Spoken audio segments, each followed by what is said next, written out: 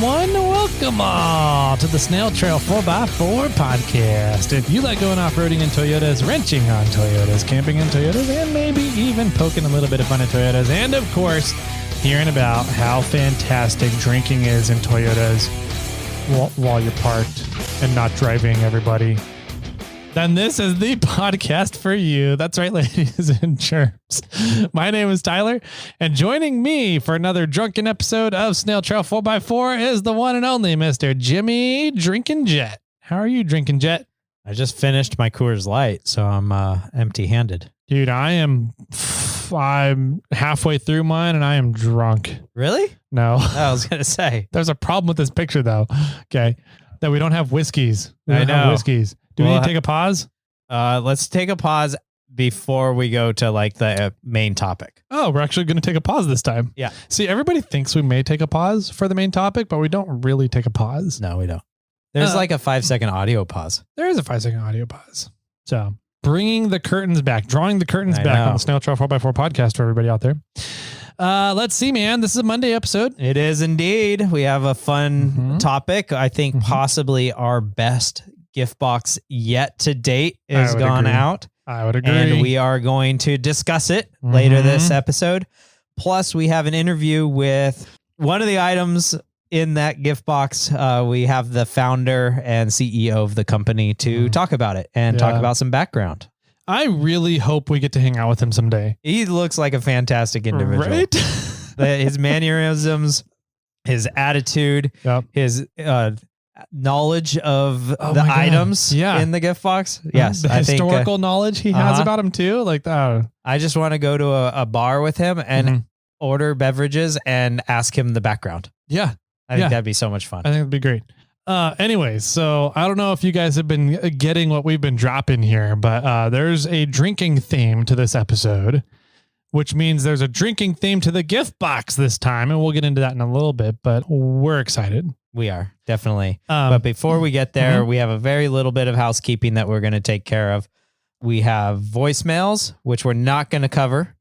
We have reviews, which we're going to pass on. That's some great housekeeping. Yep. We do have a giveaway item, which are these gift boxes. 2 of the gift boxes that we are going to be discussing today. Plus a secret item. 2 items that we'll discuss a little later at the end of this episode. We can't give it away because something of them might be in the gift box also, but we got some better things on the side as well. And really, I don't know what else. So Yokohama tires and reviews. You can we can talk about that one if you want. Yeah, we're doing reviews. If you guys, if this is the first time ever listening to the episode, this is a good one to listen to, but we have some better ones, I think. We have some pretty good episodes out there. Go back, look up some of them. Episode 220, 340, like 44, wasn't it? 44 or something like that. 44. History of the Rubicons. Look those up. We just did one on Moab recently, in the kind of the off-road trail closures in Moab going on right now. That was a great one as well. Audio quality was not great, but the content was awesome. Sorry about that, everybody. I don't know if I apologized yet in public. I tried to make Jimmy's life easier and do editing before I sent him the raw files. Messed up the editing and saved over the raw files. So what we got out is what we got out. And I'm sorry about all the choppiness, everybody. That was 100% my fault. I apologize, Ben, for having a co-host. That's fair. Ben, you should have recorded with Jimmy. So anyways, yeah, so we have some good episodes out there. If this is the first time you're listening, we like to give stuff away a lot. We do a lot of giveaways here. And one of the ones that's ongoing is for reviews. So if you go over to Apple Podcasts, leave us a review, you automatically get entered for a set of Yokohama tires. That's right, 4 Yokohama tires. And that's pretty much any choice you want, as long as it's under a 20-inch rim and DOT compound.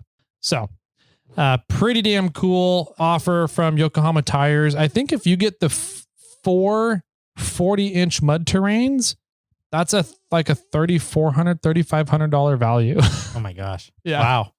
Yeah. So really cool. Thank you, Yokohama, for offering that up. And everybody go check out Yokohama Tires. If you guys are interested in tires or looking into tires, they do have some phenomenal options. Let us know if you have questions on them. We've ran quite a few of them now and can give you our honest feedback about them. But go leave a review and you get a chance to win a set. At 750 reviews, we'll pull a winner. So sounds good. That's the reviews. That's how those work. We're somewhere around 580. Yeah, somewhere around there right now. So let's see. There's giveaways over on iRate 4x4. Go check out all that stuff. Just go to the Snail Trail 4x4 forum and you'll see all your sign up options there. We are going to be enabling off-road trail advocacy donations at some point in November, hopefully near the beginning of November. We're just working on setting up the infrastructure in the back end for it. But once we get those up and running, we'll let you guys know and let you guys know exactly how it's all working. We want to be transparent with it all because honestly, all of it is going to go back into a trail advocacy organization. And it's really there to help them. We won't be getting any part of it whatsoever. So once we get up and running, we'll let you guys know how that's working and you guys can sign up to your heart's content.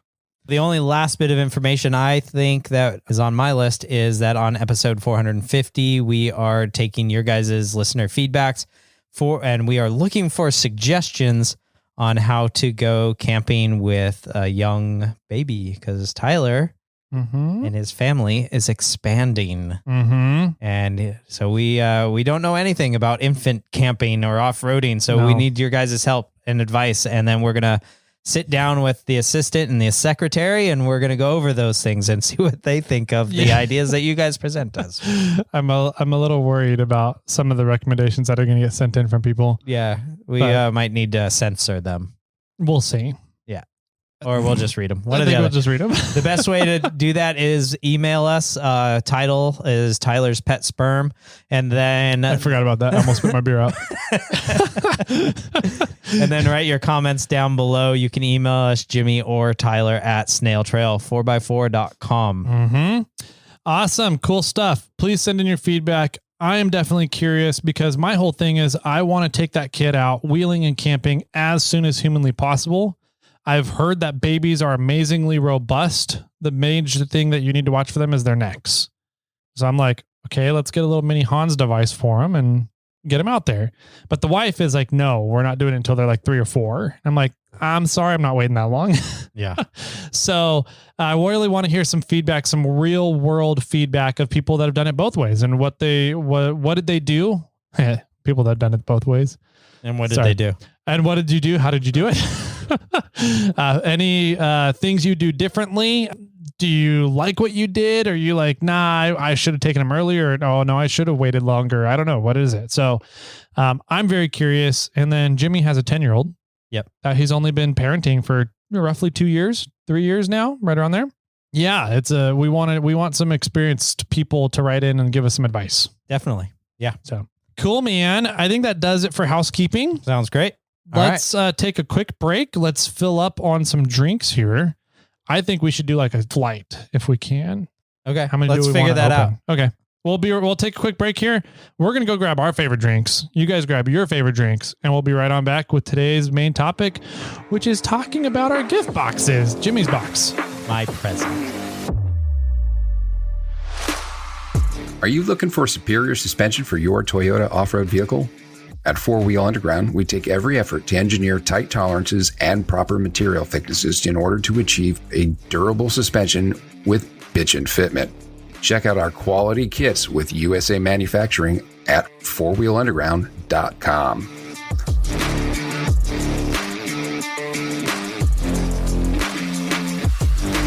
So welcome back, everybody. We do have more. We got our favorite drinks, and I'm excited for this. I have in my glass cock.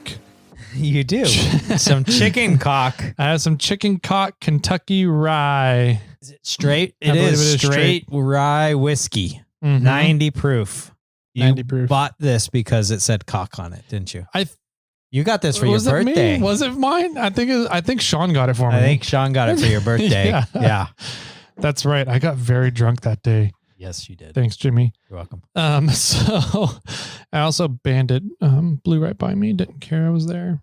That's true. Right to me. He did go straight to you. Anyways, yeah, man. So we got chicken cock in our glasses with some proof syrup. This is the first item we're going to be talking about in the gift boxes. Yeah. Jim's box. This is sort of what started the idea of getting these gift boxes going in this world. Mm-hmm. And then one of the later, pretty much one of the next items we talk about sealed the deal that we were going to do this. Yep. But Jason Green showed us these things from Wheeling Wine and Whiskey a little like a year ago. Yep. He had them out at King of the Hammers. Mm-hmm.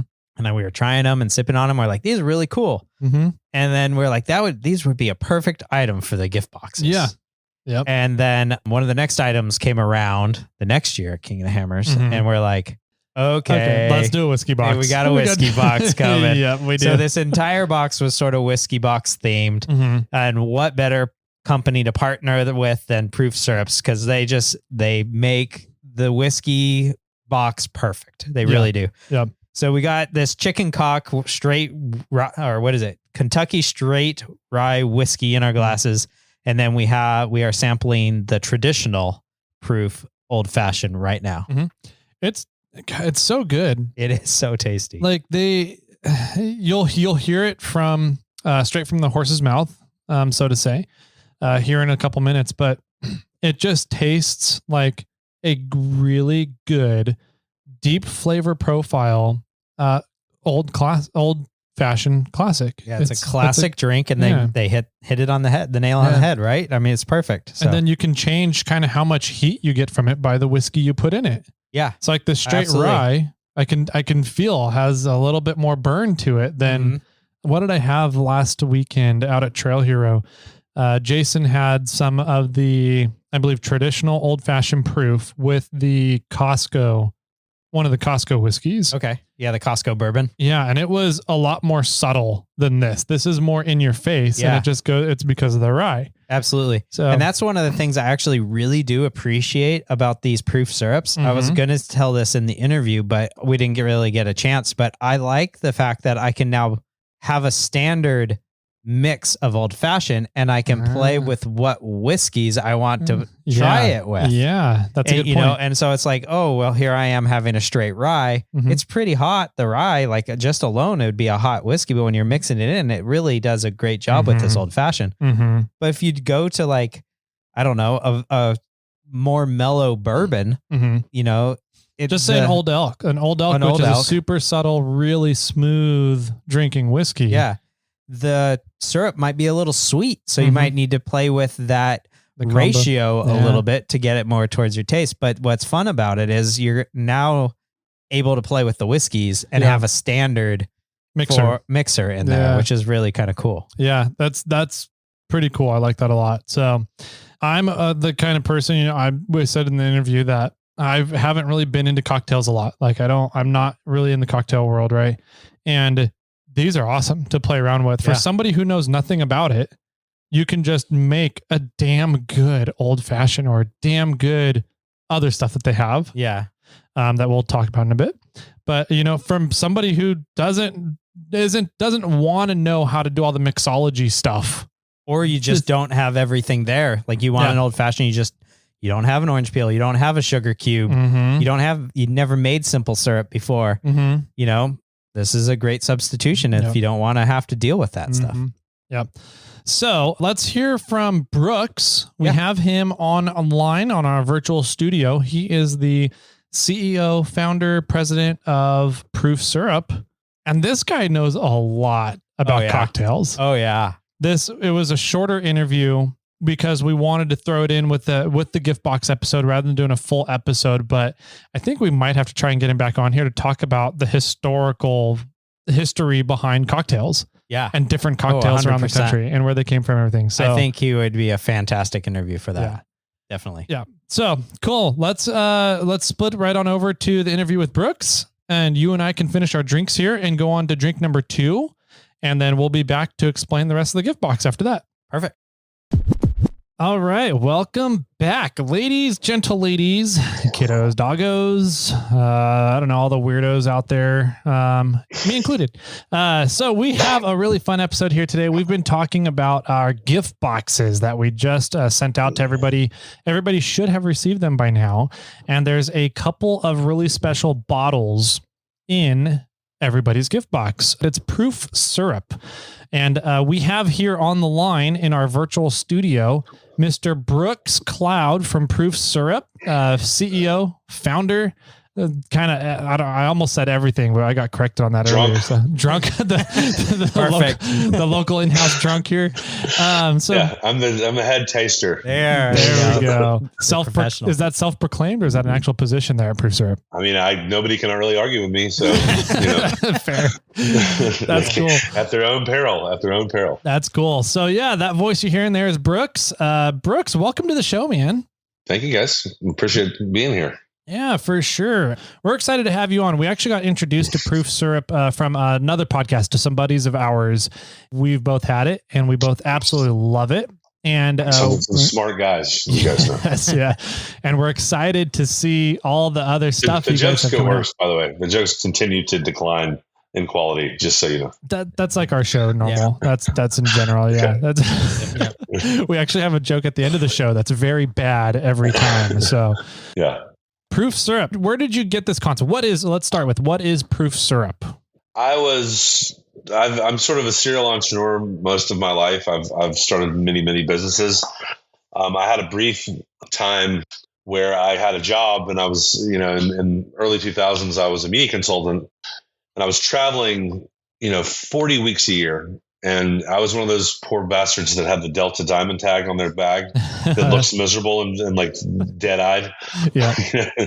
And I just got tired of it. I was like, look, I want to do something. Have fun. And that was at the time that the cocktail culture was sort of just getting off the ground.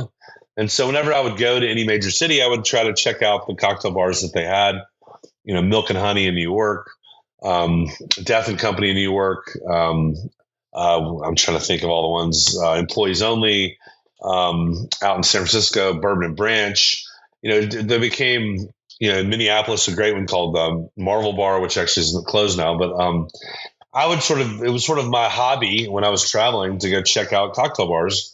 And eventually I kind of occurred to me like, look, I love this. Why don't I try to start a cocktail bar in Atlanta? And so we were the third cocktail bar in Atlanta to open. When I say cocktail bar, I mean classic cocktail bar, like elevated, fresh ingredients, old world standards, so gotcha. You're gonna have the textbook creation of whatever cocktail with a focus on sort of culinary creativity plus a dedication to executing the classics well. Nice. And so what that means is that there is sort of if I can put it in terms like this. Classic cocktails are classics for a reason. It's if you make a margarita from scratch, you can go down to your local grocery store, buy Jose Cuervo margarita mix, and it's going to be, like a sports bar would make. It's going to have sour mix, yellow number 5 is, high fructose corn syrup, citric acid. It's not the best. But if I make you one with agave syrup, fresh lime juice, a nice reposado and some Cointreau, and I make it dead perfect, it's going to taste light years better. And so, that's sort of why classic cocktails are what they are, because you know what you're going to get and it's reliable. Mm-hmm. It's not like the three of us are invited to a potluck where we're all asked to bring macaroni and cheese. We're going to bring 3 different things. None of us are wrong, but you have your way to make it. And that your grandmother did, or your mom did, or you do. And there's no mutual agreement on what macaroni and cheese is supposed to be. It can be anything. Mm-hmm. Whereas a classic cocktail is more like beef bourguignon. The French have decided how to do this. You either executed it correctly or you messed it up. So that's sort of the way craft cocktails work, classic cocktails. And so we ended up opening 5 different cocktail bars over Atlanta. And because we were relatively small, the first store that we opened was called the Pinewood. It was a relatively small location, only had 79 seats. And so we put our most popular cocktails on draft. which what that means is rather than CO2, like you would see in a beer system, we use nitrogen, sort of like a Corvin, which if you've ever seen, there's a device called a Corvin where you can pour one glass of wine out of a bottle without disrupting the oxygen cork. Input. And essentially, right. So it takes the wine out and replaces the space that the wine occupied with nitrogen, creating a vapor barrier. If you were to juice, a bag of limes and you put a bowl of that juice on your counter, it would oxidize in about 3 hours. It would be unusable in about 3 hours because the air would basically sour the fresh juice. You can leave lime juice or any citrus juice or anything for that matter under nitrogen pressure, and it would be shelf stable for an infinite amount of time. It would be as if it had never been disrupted because of the vapor barrier. So, we didn't really have any shelf stability problems back then because we moved product pretty quick. We sold, I think it was at our peak, about 2,000 old fashions a week was about what we were selling. So that's cool. We had a promotion on Wednesdays called Whiskey Wednesdays, where all the whiskey cocktails were half price, and we were run over that day. But so we started making, we started out sort of making stirred cocktails on draft, which is primarily cocktails that have no organic ingredients. Your Manhattans, your old fashions, Vespers, Sazeracs, Vucres, anything that's mostly booze, you can very easily put on draft and batch those out in advance. And so the idea was it's faster. It's the quality control is dead perfect. And we can sell more drinks in a shorter amount of time. That was the whole point of it. I got to looking at it after a while. I was like, guys, couldn't we just take what's in the barrel other than the booze and put that in a bottle so I can just do this at home? Because I'm lazy. Yeah, right? Yeah. And then I'm like, all my bartenders are like, nobody's going to buy that. That's ridiculous. That's stupid. It's so easy to make. And I was like, well, it's not really that easy to make for most people. Like, they don't know how to do it. And or if they know how, they don't want to. You got to have the 8 ingredients to make it properly. And then when you're, in the case of me, whenever people would come to my house, they knew I owned a cocktail bar, like, maybe a drink. And after a while, you're like, make your own drink. Here's a bottle. Yeah, you're an adult. So, so it was really the idea was to take what work had already been completed, which is those batched out recipes, and then just basically put them in a bottle. And so there's no deviation in quality from what you would get at your best cocktail bars in the world. It's what's in our bottle. That's sort of the point of our product. We're the only product like that. There's other people that call themselves cocktail syrup, but they're really they're a facsimile of what's supposed to be made. And it's difficult to make certain things shelf stable and make them not taste like it. So that's really what the secret sauce is for us, is to have you be able to make the drink fast, to make it, the quality level that you would expect at the high end, and be executable by anybody. And 1 to 2 steps, and you have a perfect drink. Yeah. I will say every time I have some of the old fashioned, it's, I like old fashions, but definitely just like you said, like mac and cheese, you'd be surprised how many ways people can come up with to make an old fashioned when there's 3 ingredients to it, 4 maybe, or mess it up, or different ratios or whatever. And every single time I have an old fashioned made from the proof syrup old fashioned, I'm like, God, that is damn good. Well, it tastes like it's supposed to. I didn't invent the old fashioned. I mean, it's the oldest. Cocktails by definition are an American thing. The French have, wine and cognac. Down south, they've got tequila. Every region has its thing. Cocktails are uniquely American, and there's some interesting sort of history we can talk about. But the thing is, there's mutual agreement upon what a classic is. There's dozens and dozens of books. There's many people who've researched, when was the first time this was published. And I think I might have a copy of one of these somewhere. I don't have it handy, but Jerry Thomas, which is sort of the godfather of American cocktails, he published a book in the early 1800s or in the late 1800s. It's the first time an old fashioned was listed in a recipe book. And the book is about 100 years old, over 100 years old. And so, over the years, each iteration of these books came out, because it's sort of derivative of what used to be British military balls. Huh. So in the British military, you would have these balls where you'd have punches like military punch, and so we just were like, no, let's just have one drink and more of them instead of a big batch of punch. Right. So cocktails are sort of derivative from that military party culture, I guess, in the British Army and military. So artillery punch is a thing that you might have heard of back in the day. But if you do your research, you'll see that there is a mutual agreement upon all these cocktails. The same restaurant that invented the margarita is still making it today, just the way they used to. If you go down to Cuba, you'll get a mojito from the same place that invented the mojito. If you go to New Orleans, you can go get a Sazerac. It's like all these things are uniquely American and uniquely sort of specific, and they have an origin story. So, nice. Yeah, you can riff on things. I mean, you can make a prickly pear margarita if you want to, but you did something new, and that's fine. But there is a way. There is a standard, and that's fundamentally what we do is we try to execute that standard. That's pretty cool. So what are all the options that you guys have in terms of those classic mixes? Well, we have 6 different old-fashioned derivatives, and the difference is there's the original one that has, Angostura. We buy more Angostura than probably anybody in the world.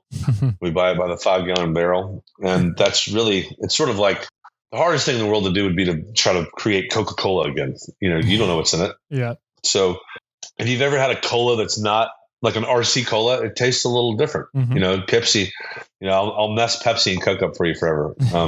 If you taste Coke, you're tasting oranges. And if you taste Pepsi, you're tasting lemons. The difference in the way the cola is created is the difference in the citrus. Huh. So for the next time you drink a sip of Pepsi, it'll taste like lemons. Next time you drink a sip of Coke, it'll taste like oranges. And that's the primary difference between those two drinks. Wow.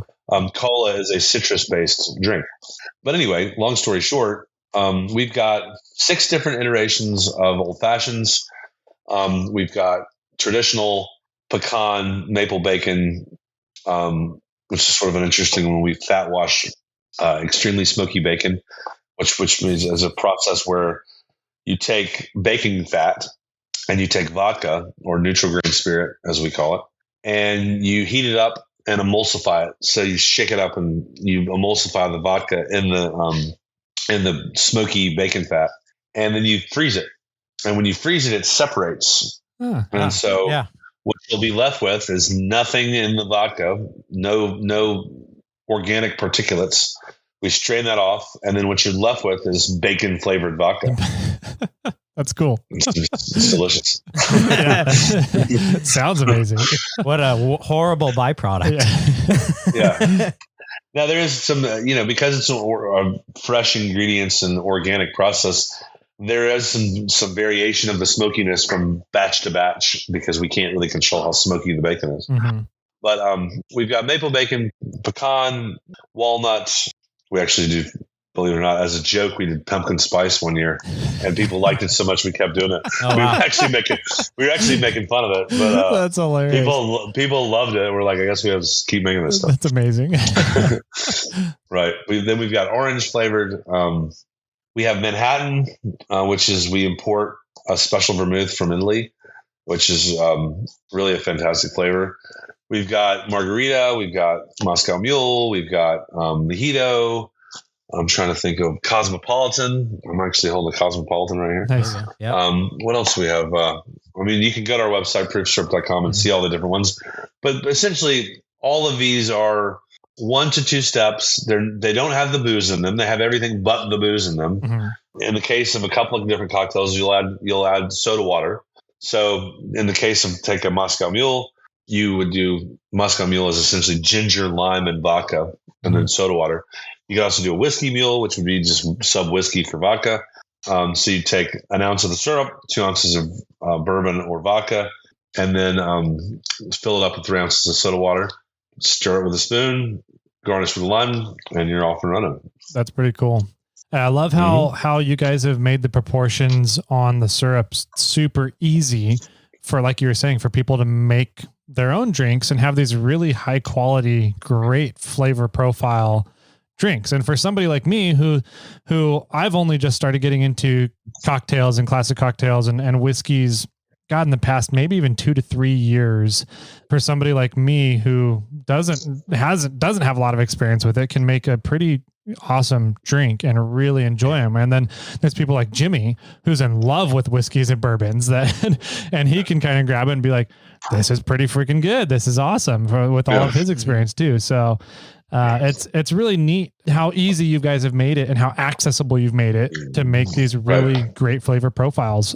That the magnitude of the problem we solve, in my opinion, is relatively small, but the mystery behind cocktail making is so broad. Most people, I mean, in the case of an old fashioned, if you were going to, let me see if I've got a mixing glass here. Like, this is your standard mixing glass. Yeah. That you would take the rind of a lemon and orange, you'd put it in there. You take a sugar cube, you douse it with a syrup, and you'd muddle it. And you would muddle it for about a minute, and then you would fill that up with ice, 2 ounces of bourbon or rye, and you would stir it for about a minute.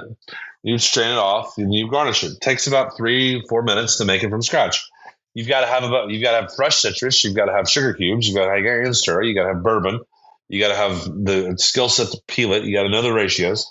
So it's not overly complex, but it takes a minute. Mm-hmm. And if you're at a cocktail party with all your friends and all 6 people want to drink, that's 20 minutes. Yeah. So what we recommend is buy a bottle of our product, pour it in a pitcher, fill it up with a liter of bourbon, and you're good to go. I like it. Serve yourself. That's cool. What was your driving passion to get into drinks from your marketing stuff you were doing? I take the fifth. You played the fifth on that one. You just like drinking a lot. So I was like, let's get it. I can't really admit to.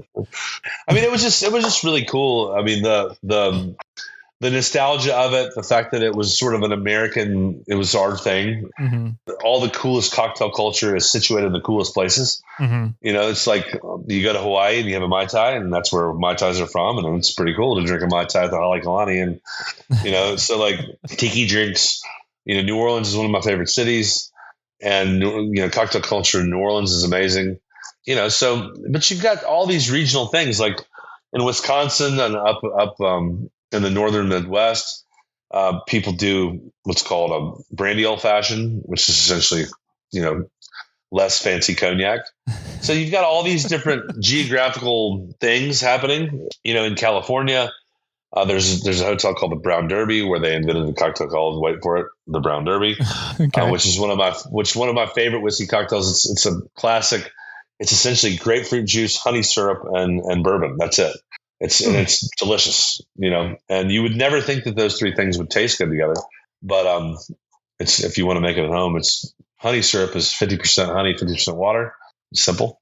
And then, so you take an ounce of grapefruit juice, a half ounce of honey syrup, 2 ounces of bourbon, shake it up, and that's done. So it's like, that's a Californian drink. Moscow mules are from California. So there's all kinds of things happening in cocktail culture that are pretty cool. When did cocktail culture kind of start taking off and launching here and getting kind of just popular across the states to come up with these cool things? It was really huge up until Prohibition. Oh, yeah.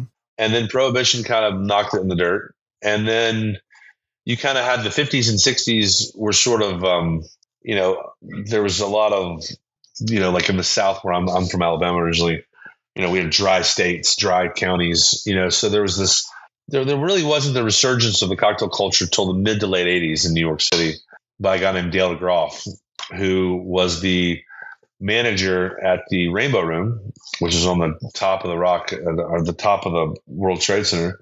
He ended up leaving and going to the Oak Room at the Waldorf. Is it the Waldorf or the Plaza? I think the Plaza, right? And so Dale DeGroff had an understudy named Sasha Petrovsky. Sasha Petrovsky ended up working with some guys out of London and opened 2 cocktail bars. It was sort of the first of the speakeasy culture. Okay. And there was one in London and one in New York. And I think there was like 30 seats. And Sasha Petrovsky has since passed away. But I remember drinking in that bar and thinking it was just the coolest thing in the world. He had this wall of imagine a aluminum creamer little pitcher. Uh-huh. and he had 50 things on his, but they weren't labeled, so he didn't know what anything was. So he would just ask you, like, what flavors do you like? Do you like boozy? Do you like sweet? Do you like sour? Do you like bitter? And he didn't have a menu. He would just say, what do you like? And he would just make you a custom cocktail. And he probably it was probably a bunch of classics you just didn't know because you were kind of mesmerized by the whole thing.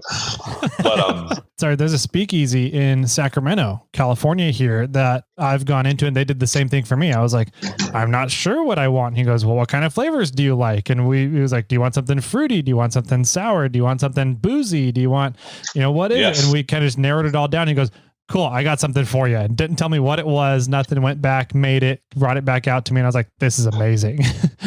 Right. And it's also made for you, at least in your head. Right. Exactly. It's the perspective is reality. There's some great cocktail culture in San Diego. One of my favorite cocktails in the world is it's called a Kentucky Buck. And it has ginger syrup, which is basically, to imagine a juicer, like not a squeeze juicer, but what's it called? Where you, like a juice extractor. That's what I was looking for. Okay. So you imagine taking fresh ginger root and just extracting it and making ginger syrup with that. It's very spicy. And then strawberries, Angostura, and lemon juice, and it's a fantastic drink. So highly recommend that one in the summertime. But that was invented by a bartender in San Diego. So it's kind of whatever region you go to, it has its own kind of cocktail culture going on. That's cool. So you've gone around and you've experienced a lot of these different cocktail cultures just as a passion, or did you do that as part of kind of like studying for proof syrup and what you guys want to do with proof syrup? No, this is all before I even opened a bar. This is just I was just into it. That's cool. It's pretty cool. There's a pretty cool story. So in pre-prohibition, the Sazerac, which is probably the most popular and famous cocktail from New Orleans, which is made with absinthe and rye whiskey and two different kinds of bitters, Angostura and Peychaud's bitters, which is specific to New Orleans.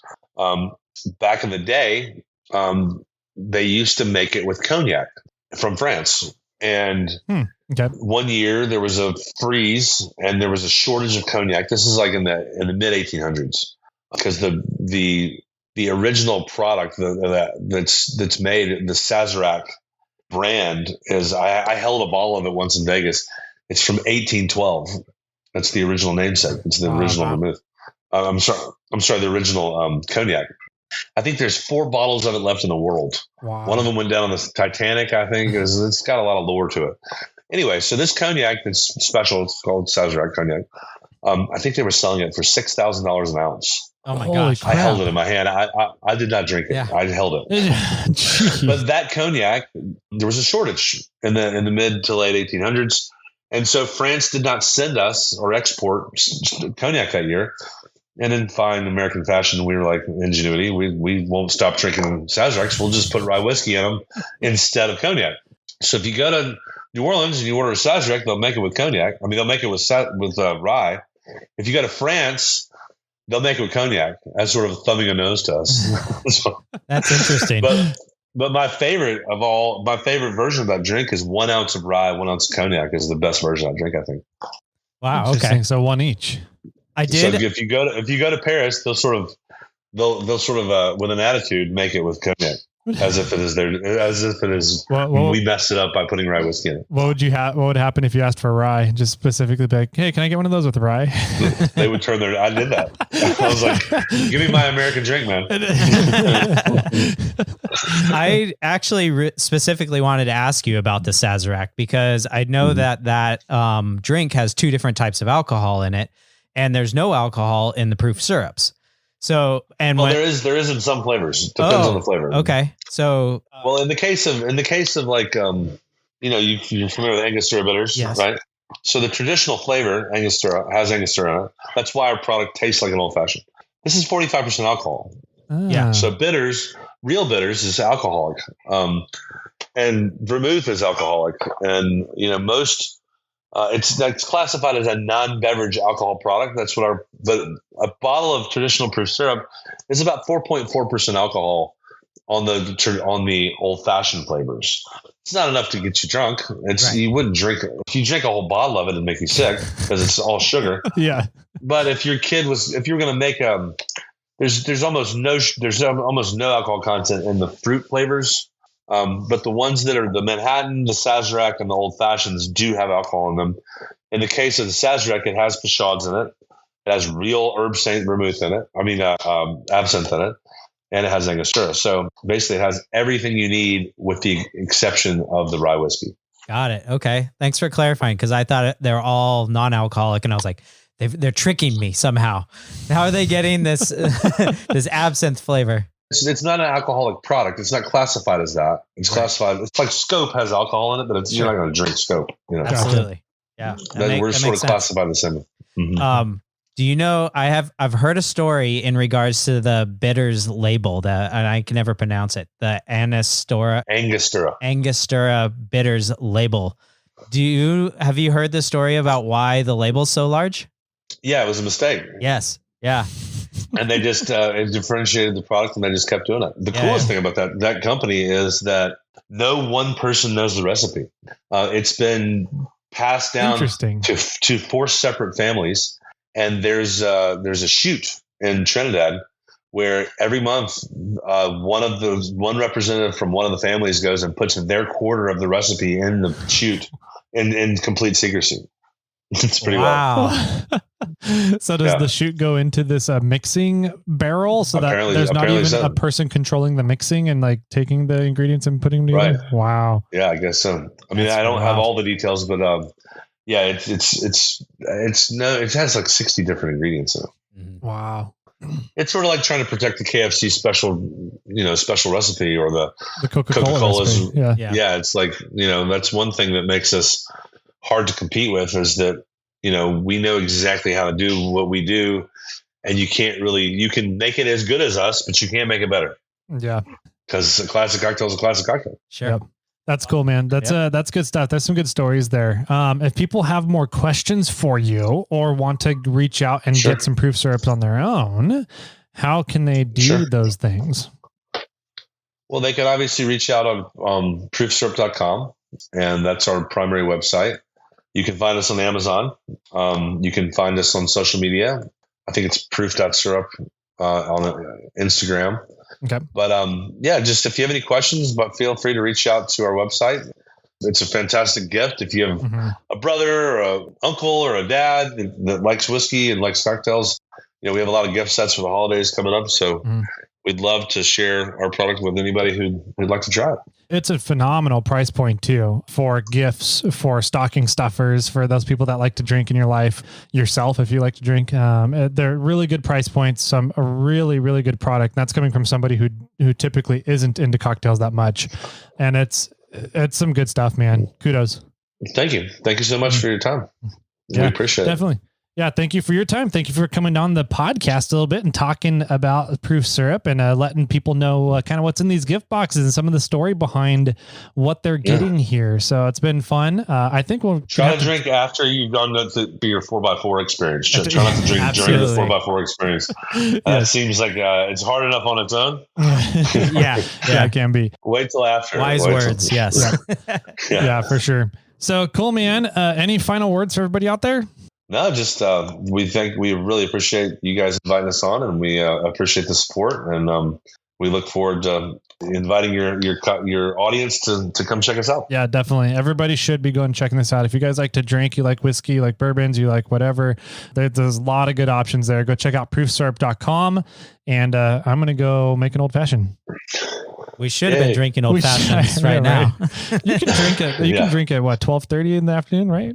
We can drink whenever we want. We're grown ass people. There we go. I like it. Perfect. Thanks all again, Brooks. I mean, you can do anything once. That's the rule. You can do anything once. Fair. Awesome. Thanks for coming on the show, man. We'll talk soon. Thanks, guys.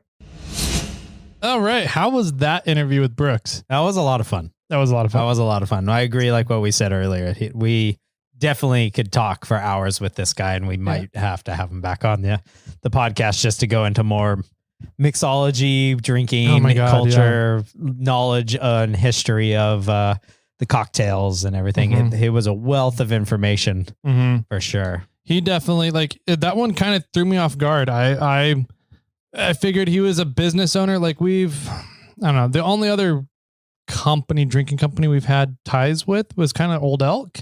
Kind of, yeah. And the owner of Old Elk is the owner of Otterbox. Okay. Right. Yeah, And so, but we never really got to interact with him. And it just seemed like he was more looking for a fun company to spend his money on. Right. Yeah, absolutely. Whereas this guy, Brooks, he knows his drinks. Yeah. He knows his cocktails, and he's extremely passionate about it. Yeah, I never got the chance to ask him if he ever bartended. I was curious about that because he did talk about he was owned a bar, but I'm not sure. I wanted to ask him if he ever bartended because he seems like he has that knowledge. Oh, totally. And it seems like he has the personality too, where he's just down to talk to anybody and have a good time, right? Yeah. Yeah. So anyways, a lot of fun with Brooks. Thank you so much, Brooks, for coming on and talking about proof syrup and kind of sharing the story with everybody. Yeah. Yeah. So while the interview was going on, Jimmy and I finished our traditionals. Yep. Which every single person who got a gift box got a traditional proof syrup. Yes. And that then, is true. Yep. And then we also threw in a second bottle that you got kind of at random of a different flavor. Yeah. We had 3 different flavors. We had a black walnut, we had the pecan, and the maple bacon. Yep. And so at random, you got one of those thrown in there. Hopefully you didn't get 2 traditionals. If you did, that's Tyler's fault. Yeah. Fair. I was putting them all in. Yeah. They do make, like Brooks said on the interview, they make other versions or other samplers of these as well.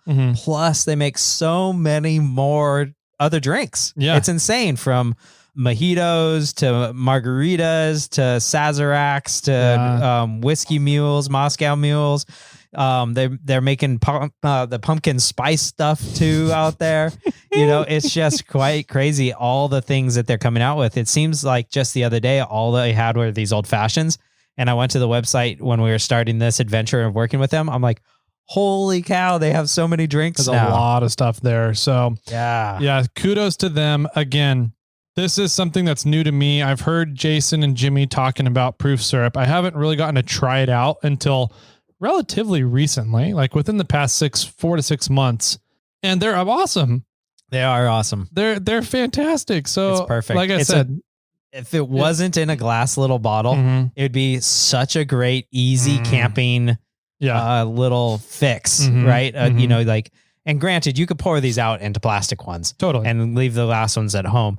But it's I mean, I'm going to have old fashions everywhere I go now. Yeah. It's really, right? it's how it's going to come down to. Jimmy Old Fashioned Jet. There you go. Yeah. Perfect. So they call me the prop plane. Yep. We are drinking right now the maple bacon. Maple bacons. Yes. Very tasty. We're keeping the alcohol the same. We still have that chicken cock. But yeah, we got the maple bacons in our cup right now. And then we have one others that was left over. And the pecan, which we'll get to a little later. All the black walnuts hit gift boxes out there for everybody. So maple bacon, it's growing on me because I'm getting more of the maple now. I'm still not getting any bacon out of it. After hearing how they made the bacon, I wanted to try this again, but I still don't get a lot of bacon flavor out of it. I do get the maple in there for sure, but I mean, it's just another good tasting one. I think, to me, out of the 4 that we had, this is the lowest ranked one. Okay. I would say I really like the pecan and the black walnut. Okay. We didn't get any citrus ones, but that one's ranked way up there as well. The orange one? Yeah. Yeah. There's something about, that orange citrus flavor in an old fashioned is really good. So, but I wanted everybody to get a traditional, sort of the standard. That was my thought. And then I wanted to mix it up. And unfortunately, we weren't able to get any citrus. That was going to be my number 1 pick. But we just got we got as many varieties as we could for the most part. And this is what it came down to. Yep. Super cool stuff. I'm a big fan of these. I'm going to keep some living in my bar at home and probably in the camper too from here on out. So, well, let's sip on these and move down the line a little bit about some more of the items that are in this gift box. Okay. I really haven't gotten a chance to use the next item in this gift box. So why don't you talk more about that one? The fire starter, or not fire starter. Not the fleshlight. No, not that one. Okay. No, the next one. So like Jimmy said, we were going down this road of thinking, man, these would be perfect for a gift box, but we really need something else to go with the gift box, right? So out at King of the Hammers this year, Austin's wife, Austin Irate 4x4, Austin, his wife brought a couple of smokers, whiskey smokers. Yeah. Out Super cool. for me and Jimmy. And so I was like, oh my God, these are great. This is the answer to our whiskey box. This is the answer. This builds the bulk of the whiskey box. Right. We knew we wanted proofs, but we didn't know what else we were going to throw in there. And this solved that problem. It solved the problem. The smokers, I've used mine from Hammers a few times now. Yeah, I tried it once and didn't really get it to work right. And then just haven't gotten around to trying it again. It took me 2 or 3 times. I've never used a smoker before. Like I said, I'm not into cocktails typically. Right. So, but I love playing with fire. So I was like, let's keep working at it. Yeah. So the premise of the smoker though is just kind of you put this little smoking thing. There's multiple flavored chips. We'll get to that in a little bit. There's different flavored chips in each one. So you kind of got a random assortment of chips. Right. And then there's this little like mesh cradle. You drop chips in it. You put the thing, you set it on fire more or less. And then you put the top on to smother it. Yep. Or do you put the top on? At some point the smoke goes down, which I don't understand. Doesn't smoke rise? No. So what it does is as you're supposed to hit it with a propane torch, butane torch, something like that, so that there's force pushing, not just a lighter. Got it. Yeah. You got to use a torch of some sort. Got it. Okay. So a propane torch or butane torch shooting on the chips down into the glass. Yep. And then all that smoke is forced down into the glass. And then do you put the top on and hold it there for a while? You can. Yeah. The longer you hold it there, the more that the smoke it doesn't embed itself into the drink, right? It's not mixing with the liquid itself. What it's doing is it's coating the glass. Okay. Yeah. So that when you take a drink of it, you're getting the smell, and the smell of the smoke affects the flavor on your palate. 100%. And so the longer you kind of let the smoke sit there in the glass, the stronger it coats the inside of the glass. Right. Makes sense. Okay. Yeah. And then I don't remember the chips that are in there. I know there's like an apple wood. There's a few different, I think each kit comes with 3 flavors. Yeah. And then those 3 flavors could be one of 6 or 7 flavors. Oh. Yeah. That's a varietal thing. Okay. Yeah. So not everybody got the same 3 flavors. Got it. Yeah. Okay, cool. And then Tyler etched on top of all of them. I did.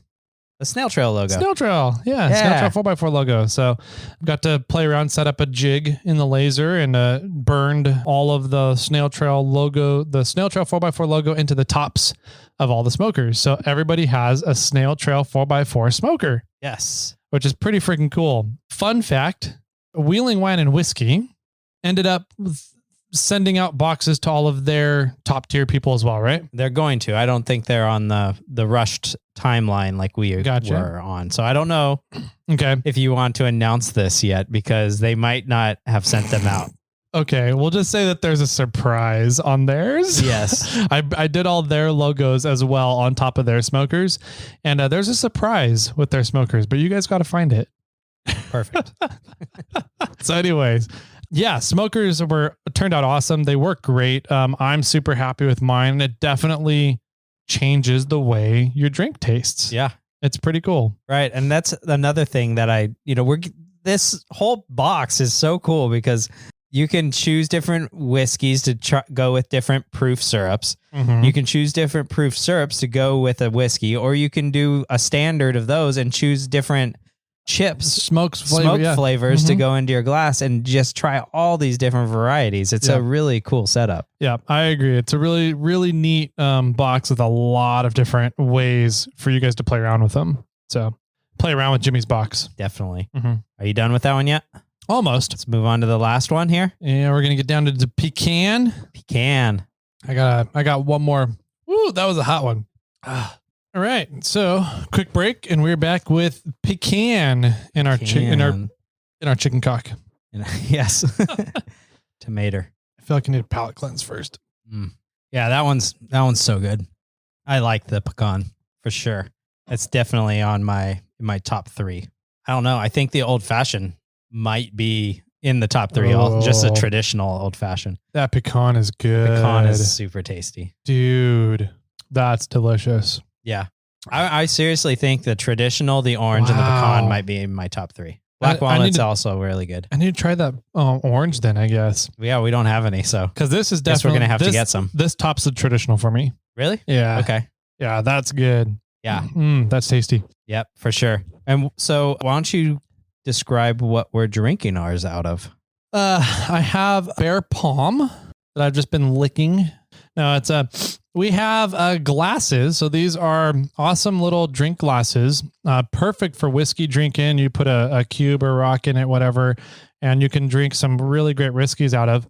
And Jimmy has a laser as well. Jimmy does. They're 12 ounce, by the way. 12 ounce glasses. Cool. Yep. Jimmy has a laser.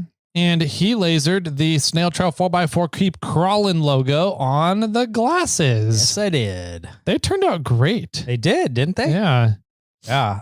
I've really dialed in laser etching on glass.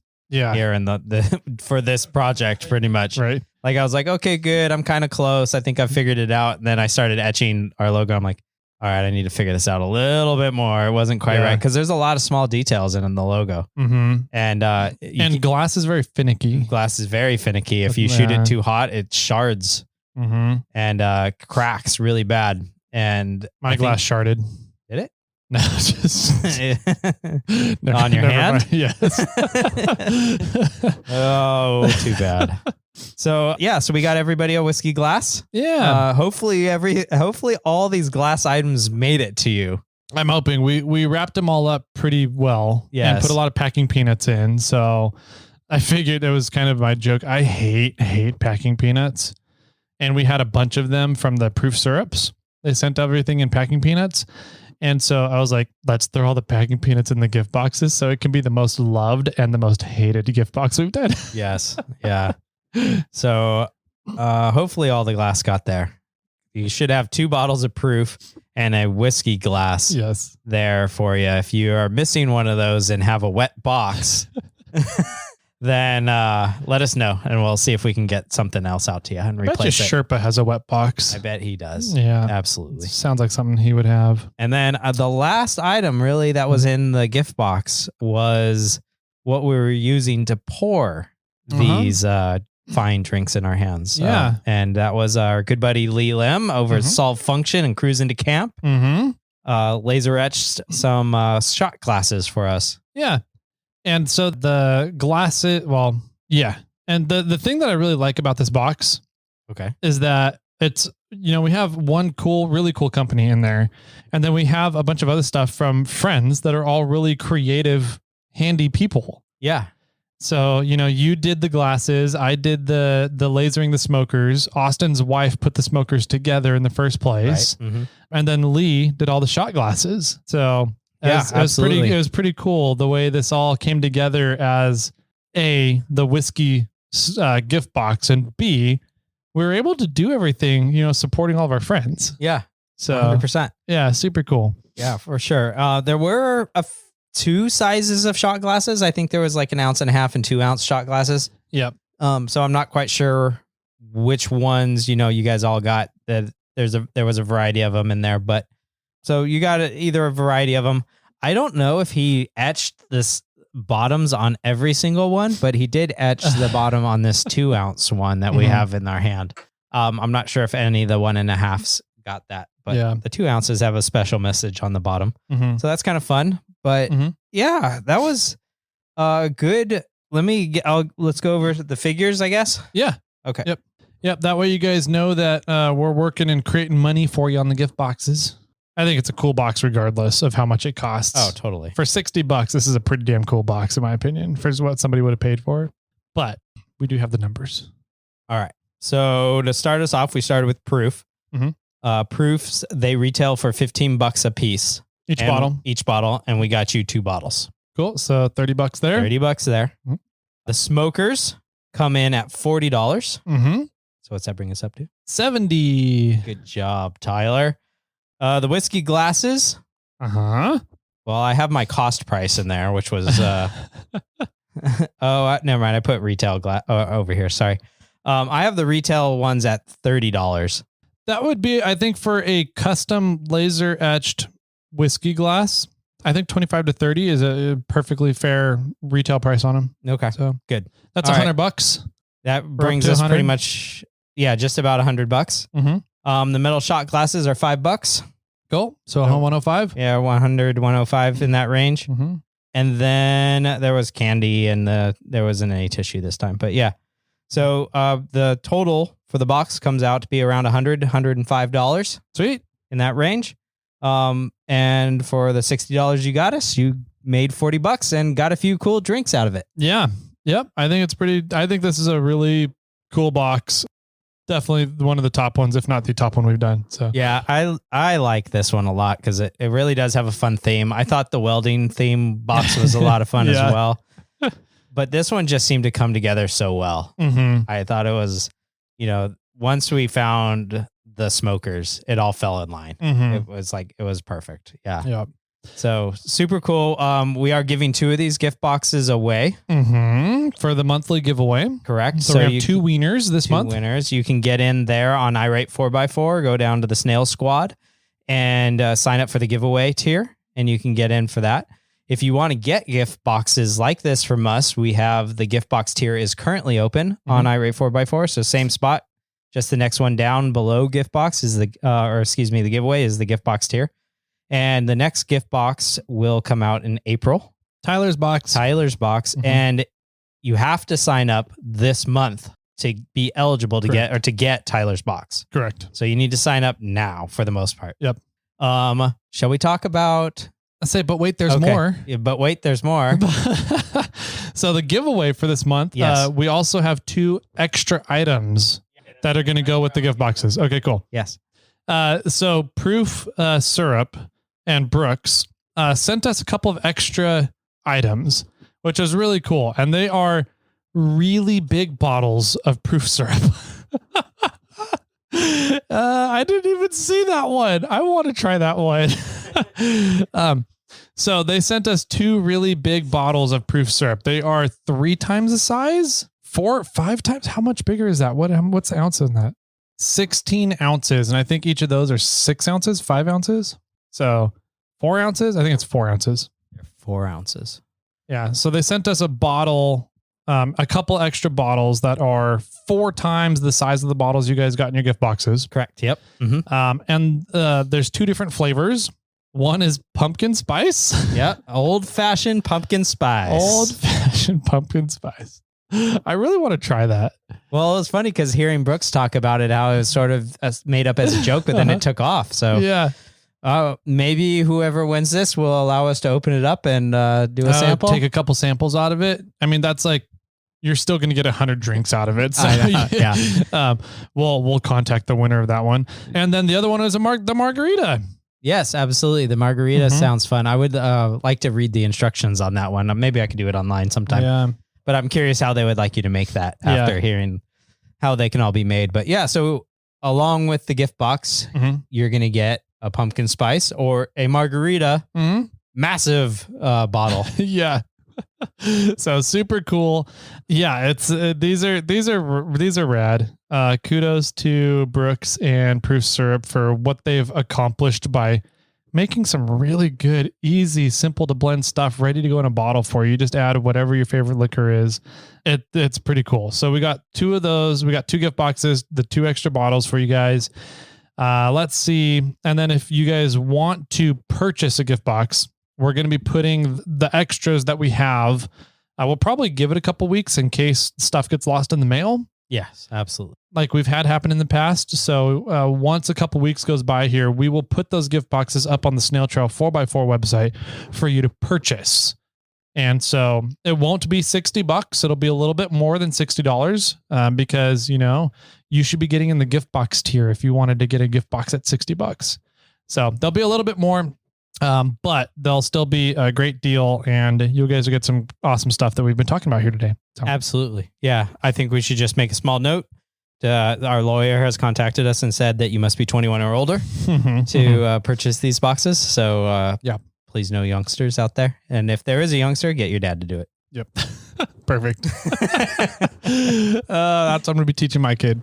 Anyways, so I think that about does it. Yeah. Fun episode, fun Monday episode, really fun gift box. Yeah, good drinks. Great. This pecan is awesome, dude. Pecan's really tasty. This is good.